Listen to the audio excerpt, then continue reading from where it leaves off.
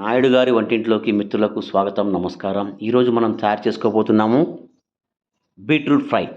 ఈ beetroot fry మంచి tasty ఫుడ్డే కాదు, మంచి ఆరోగ్యకరమైన పదార్థం కూడా. దీనివల్ల మనకు రక్త వృద్ధి బాగా జరుగుతుంది. రక్తహీనత ఉన్నవాళ్ళు ఈ బీట్రూట్ తింటే మంచి రక్తం వృద్ధి కలుగుతుంది. రక్తం బాగా ఉన్నవాళ్ళు తింటే కూడా ఇంకా ఆరోగ్యానికి మంచిది.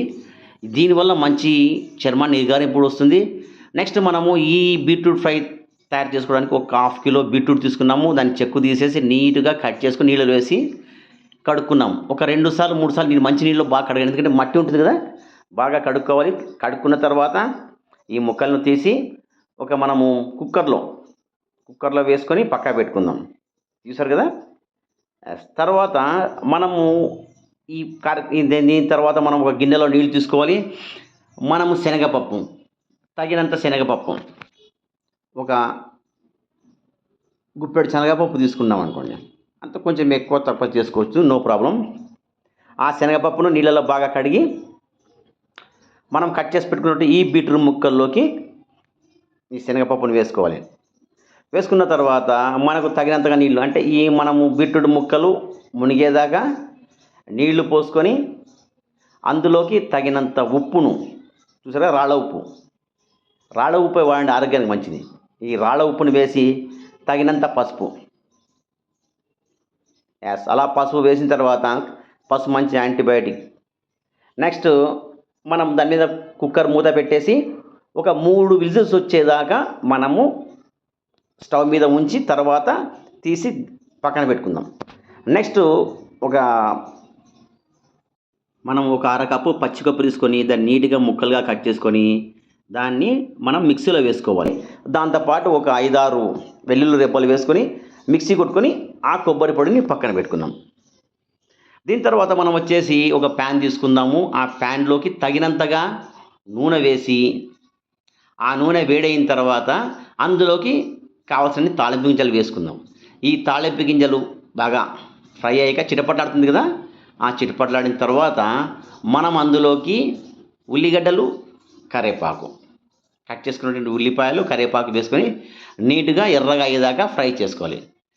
చేసుకున్న తర్వాత మనము కట్ చేసి పెట్టి ఉడికించుకున్నాం కదా ఈ బీట్రూటు, శనగపప్పు, వీటిని ఆ ప్యాన్లోకి వేసి బాగా కలుపుకోవాలి.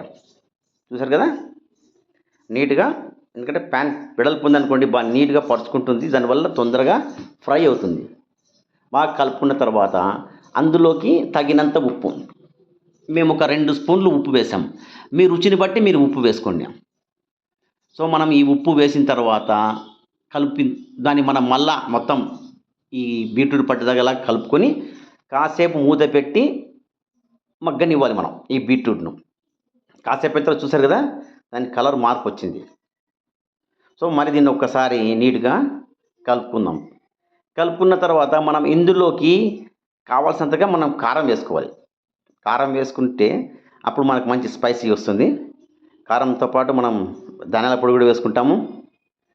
కొంచెం కలియబెట్టిన తర్వాత మనము ఇందులోకి కారం వేసుకోవాలి.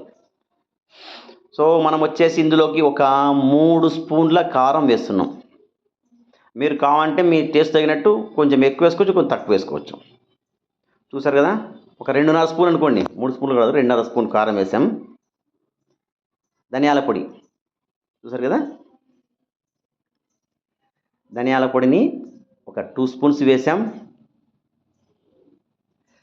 వేసి మనము ఈ మిశ్రమాన్ని బాగా కలుపుకోవాలి. చూసారు కదా, నీట్గా ఈ మిశ్రమాన్ని కలుపుకోవాలి. ఈ మిశ్రమాన్ని కలిపిన తర్వాత మనము చూడండి, ఇంకా అయిపోయింది, మనకు తయారైపోయింది, మన దగ్గరకు వచ్చేసింది. జస్ట్ ఒక 30 to 40, ఒక 1 or 2 minutes మీరు అప్పుడు దీని తర్వాత మనం మిక్సీ కొట్టి పెట్టాం కదా వెల్లుల్లి, కొబ్బరి పొడి, ఆ పొడిని ఇందులోకి వేసి బాగా కలుపుకోండి. దీనికి మెయిన్ ఇంగ్రీడియంట్ ఇదే అనమాట. అంటే దీనివల్లే దీనికి అద్భుతమైన రుచి వస్తుంది. ఇది మనం చపాతీలో తినచ్చు, అన్నంలో తినచ్చు, రొట్టెలు తినచ్చు, ఎలా తిన్నా కానీ అద్భుతమైన టేస్ట్, మంచి ఆరోగ్యము.